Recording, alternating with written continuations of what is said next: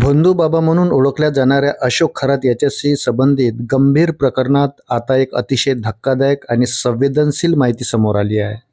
खरातच्या विशेष भक्त परिवारात चक्क एका विद्यमान आमदाराच्या पत्नीचा समावेश असल्याची जोरदार चर्चा सध्या राजकीय आणि प्रशासकीय वर्तुळात रंगली आहे. या उघडकीस आलेल्या माहितीमुळे संपूर्ण प्रकरण अधिक संवेदनशील आणि गुंतागुंतीचे बनले आहे. एकीकडे लैंगिक शोषण, अंधश्रद्धा पसरवणे आणि आर्थिक फसवणुकीसारखे गंभीर गुन्ह्याचे आरोप, तर दुसरीकडे प्रभावशाली राजकीय व्यक्तींचा या प्रकरणाशी संबंध.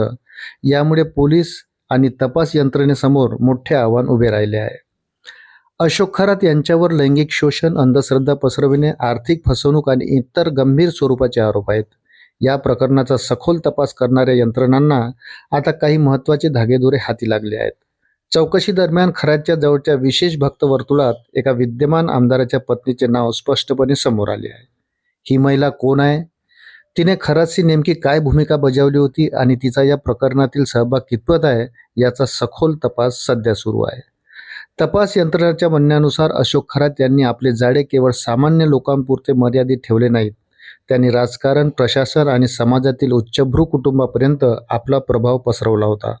यामुळे प्रकरण आता केवळ धार्मिक फसवणुकीचे राहिले नाही, तर राजकीय आणि प्रशासकीय पातळीवरही मोठ्या खळबळीचे कारण बनले आहे.